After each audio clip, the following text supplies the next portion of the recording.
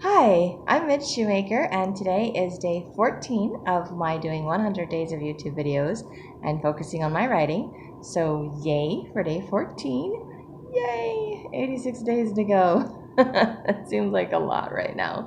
I know I can do this. I'll get through it because I got through my gratitude list, which I'm grateful for. Um, and I did do some writing today. I kind of feel like I'm starting over and just all over the place. I feel like I'm all over the place today. I'll be perfectly honest. I'm just all over the place today. I did work on my writing for a little bit before I went to work today. I started with The Fall of Espinglandia and ended up deciding to rewrite that book again for the umpteenth time. So instead of the fact that I'm like into chapter 12 halfway through the book and rewriting it, I've decided to start over all over again. And I ended up rewriting chapter 1 and kind of combining it with chapter 1 and 2, which I keep going back and forth with, but I think I'm going to leave it combined this time.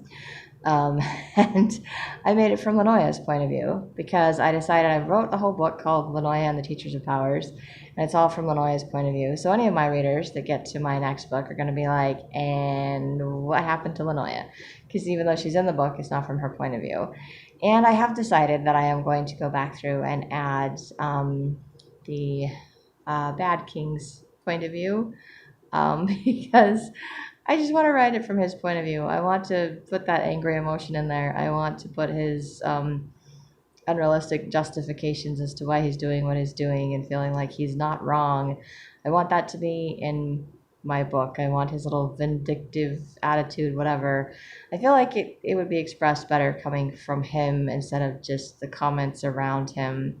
I think it will hold more to the story for me anyway. Um, so I think that would be better. And then, anyway, so I decided to kind of redo that. So I'm going to end up having to rewrite what I've already rewritten and go back to my old stuff and pull out things and try to add a little bit more detail. But I also decided that if I'm going to add more detail and description, that it's probably better coming from Lanoya's point of view because that's what she does.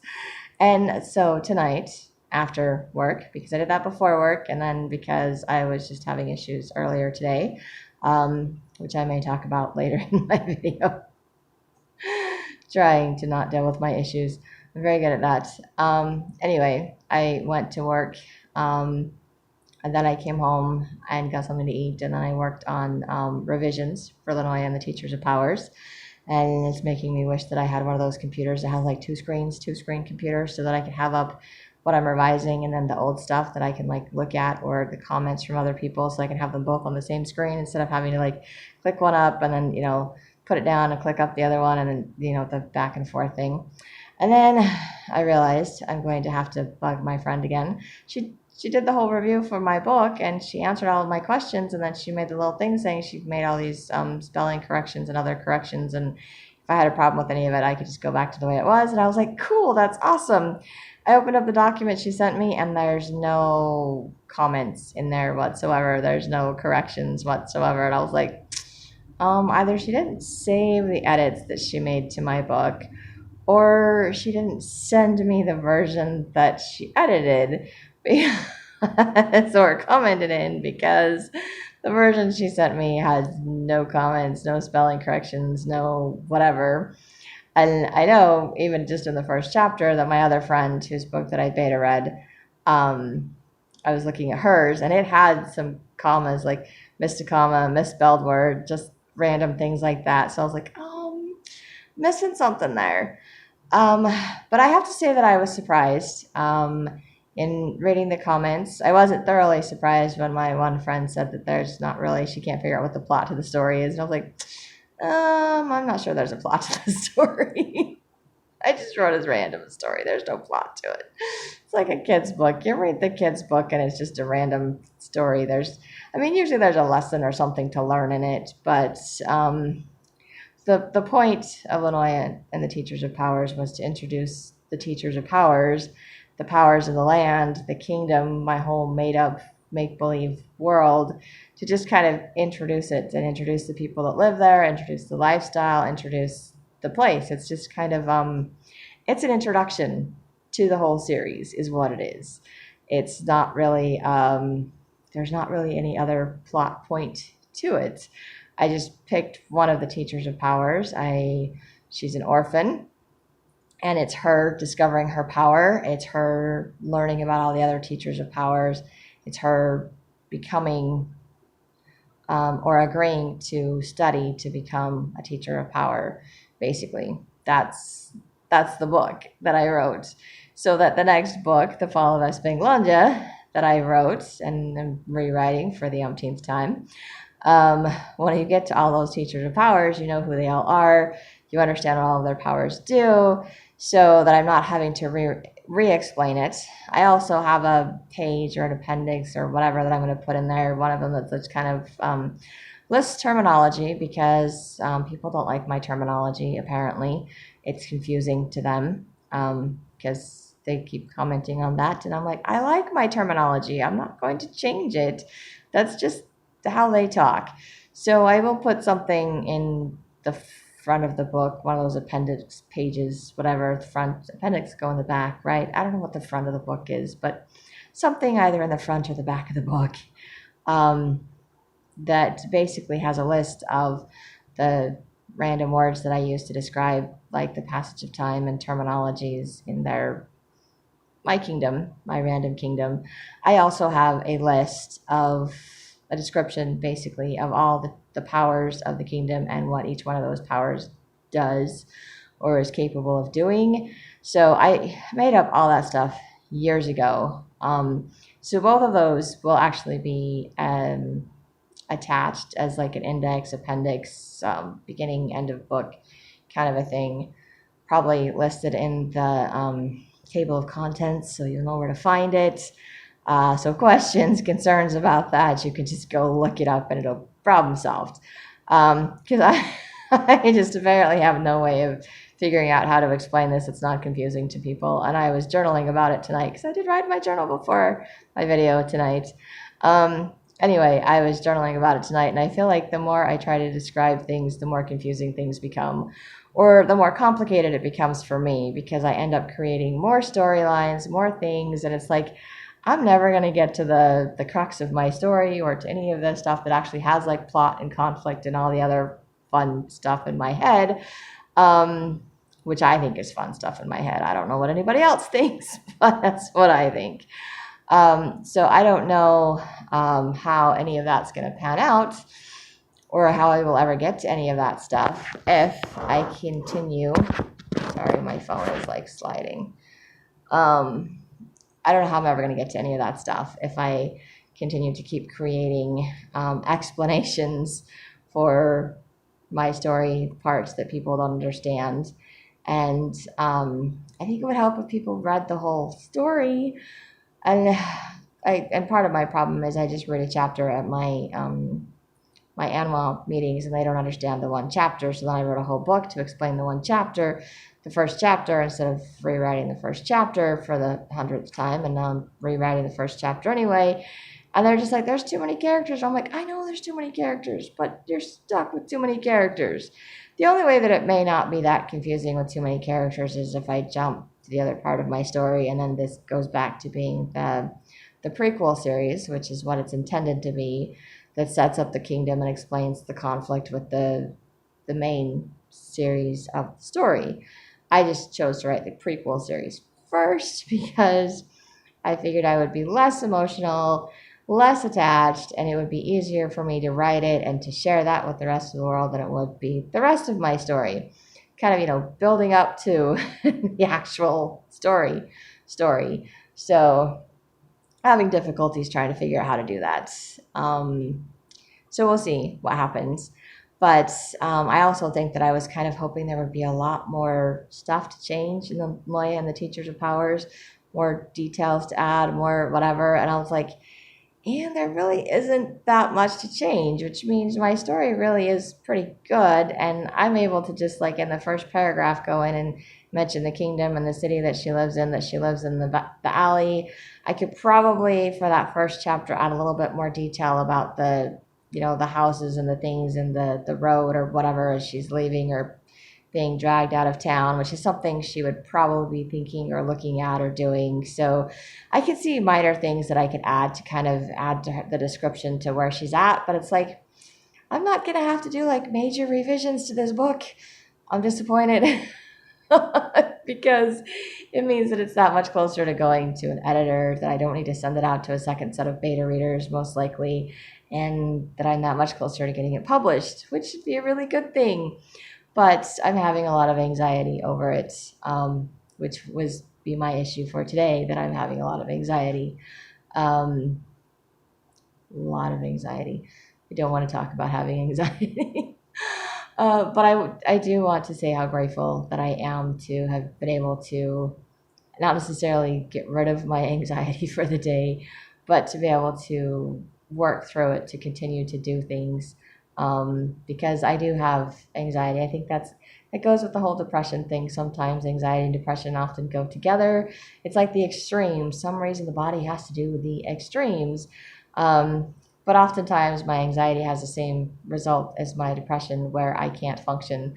It's debilitating, basically. Turns into a full-blown panic attack, the heart racing, shaking, just freaking out, can't move, can't talk, can't do anything, just like, yeah, done, can't do it. Been there, done that multiple times. It's been years since I've had a really bad, horrible panic attack.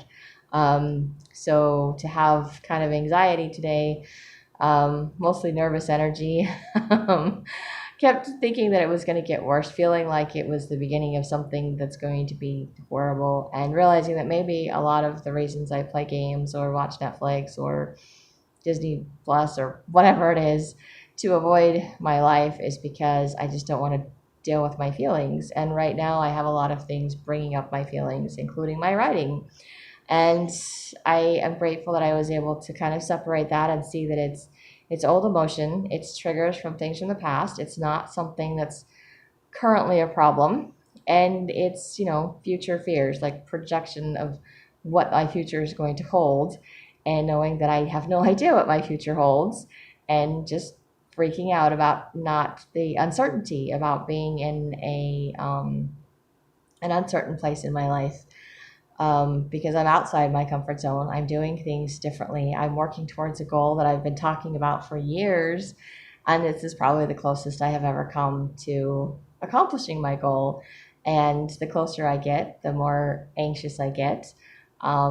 It's kind of excited anxious and scared anxious. I have both of them, which is not a fun combination for me. It's really not a fun combination for me. Um, but I mean, my problem is I get excited, and I think I have reservations because I don't want to get too excited. I don't want to feel like I'm going to be this huge success. Like, I over exaggerate to the extreme. That's what I do. The extremes. I don't know where the balance is with my books. So I'm worried that I will have too high of expectations that won't get met, because they're completely unrealistic. And then I will be completely devastated, and then I will give up entirely, which is what I do. And the end of my life, it's over. Um, and I know that's not the end of my life. I know my life is not over. I know that even if I get my books published, I still have to do probably 100 days of marketing, and I will still have to continue to work on my books, on my writing, to improve them. I will have to continue to write more books, because my books aren't going to become famous overnight. They may or may not ever become famous, but they might get well known enough that I can make enough money that I can support myself off of my books, because enough people will be aware of my books and reading my books, but they will probably never be turned into movies, which that would be cool if they were. Lovely little fantasy. Unrealistic, but lovely nonetheless. And I will probably never be like one of those famous people walking down the street. They're like, oh my gosh, it's Midge Shoemaker. I can't believe it. I need your autograph. I'm never going to be one of those people either. Again, fun little fantasy. And I'm definitely not going to be like a success overnight. I'm not going to like publish my book and then like a month down the road be like, I'm suddenly like this huge name in books. My books are not that fantastic. It's just, I know better than that. I think they're good. I think that people will enjoy reading them. I think that they will get better the more that I write, the more that I learn, the more people I can talk to about, learn from other people. I think I heard once you need to read as much as you write, which is why I like the fact that I've had to read or gotten to read a couple of my friends' different people's books, different writing styles to help give me an idea as to what's working in their books and what might work in mine, or what's, what I don't like in their books or what I not to do in mine. Just different things like that. So, I'm grateful for the different perspectives, for the different view of things, and not that I'm thrilled to have had anxiety all day today, but I am grateful that I was able to just continue to pray throughout the day, and that God was able to help me focus on my writing and focus on my work and be able to get through today in spite of my feelings. And I'm grateful that I was able to clearly see that I'm not in any danger, that I'm perfectly okay. I have no reason to be anxious. Doesn't matter that I know that. I still feel anxious. It doesn't remove the anxiety by any means. But it did allow me to get through my day, to be able to read my scriptures and meditationals, to be able to do everything I put on my to-do list today, to realize that maybe it would be healthy for me to cry.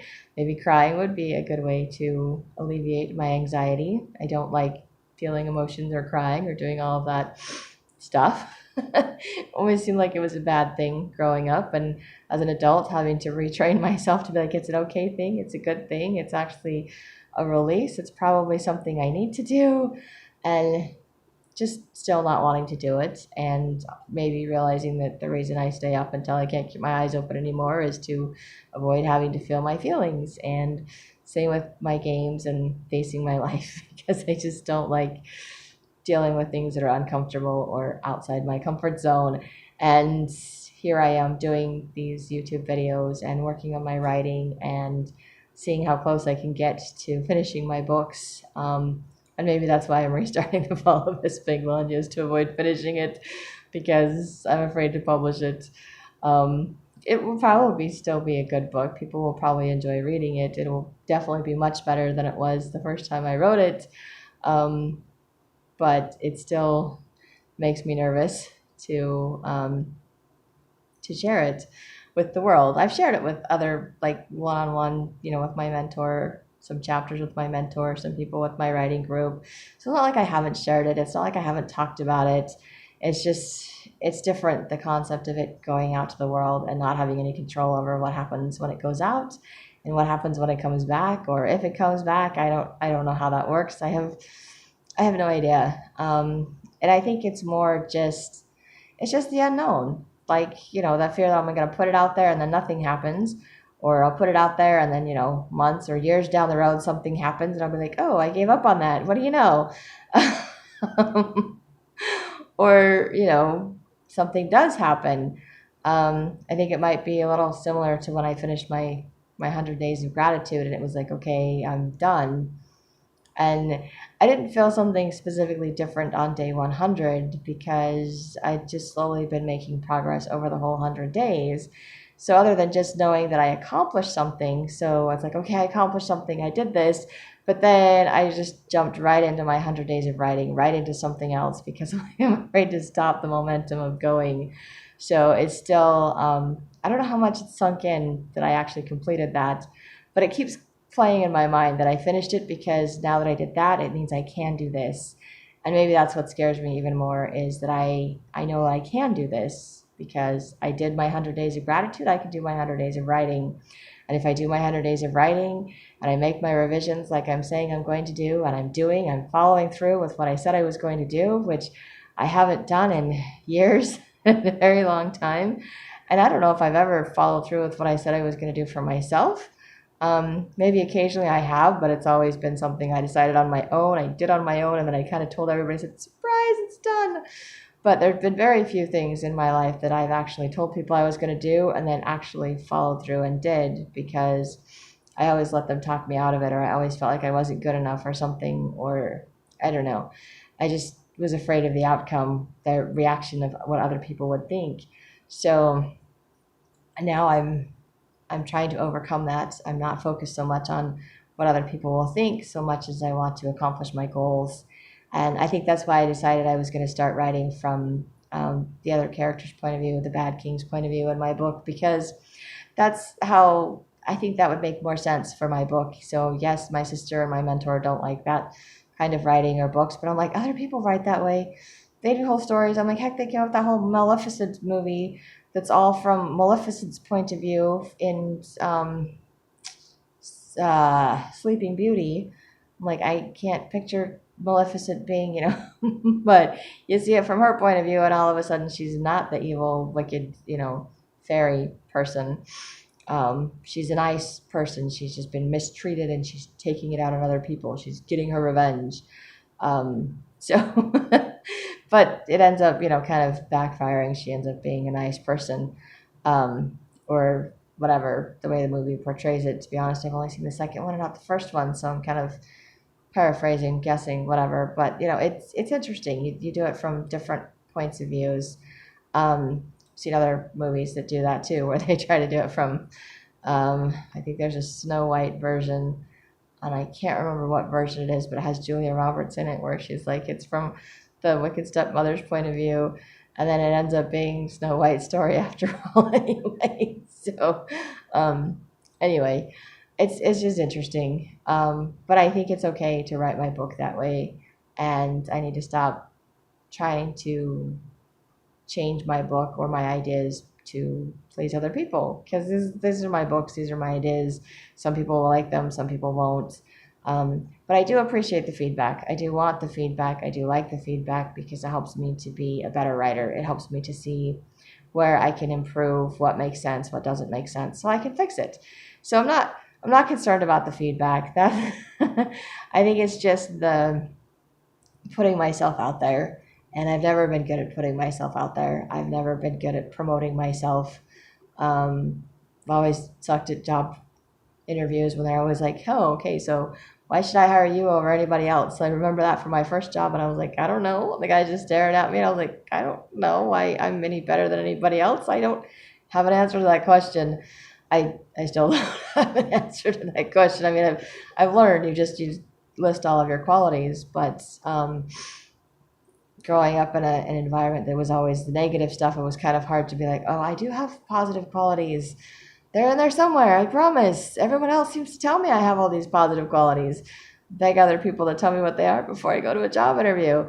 But now I know I have more positive qualities. I have a beautiful smile. I can write, maybe not perfectly. I'm not the best at grammar. I tell my friend about that, but I do like to try new things. I'm adventurous. I don't like being bored, so I always like to try to help other people or find something to do at a job. I'm willing to learn new things. I don't know how fast I am at learning things, but I like to learn new things. Kind of a jack of all trades. That's why I've had a gazillion jobs. Maybe I'm not an expert at any one thing, but I can do a whole lot of everything. And I'm willing to try different things. So I'm like, if you need help with something, I'm willing to learn. So I've learned a lot of things about myself over the years. I just don't like the whole self-promotion thing.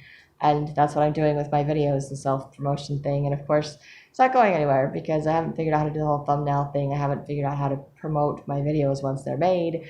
So they're just sticking to like the 9 people or whoever. And, 4 or 5 people watch my videos, 2 or 3 people. I don't know, I only have one person I know that consistently watches all of my videos, which is really sweet of her to do that. But I don't know that anyone else consistently watches. So there's that. So it's just, it's a process. And my books may be just the same when I put them out there. It may just be a handful of people that read my books, and they will go nowhere. But at least I will have accomplished my goal. At least I will have followed through with myself on doing what I said I was going to do for myself, and doing it while I'm telling other people what I'm doing in the process. So communicating all new things, all new behaviors, all new emotions associated with that. And oddly enough, I think the peace, the calm that goes with that is probably the most difficult to wrap my brain around.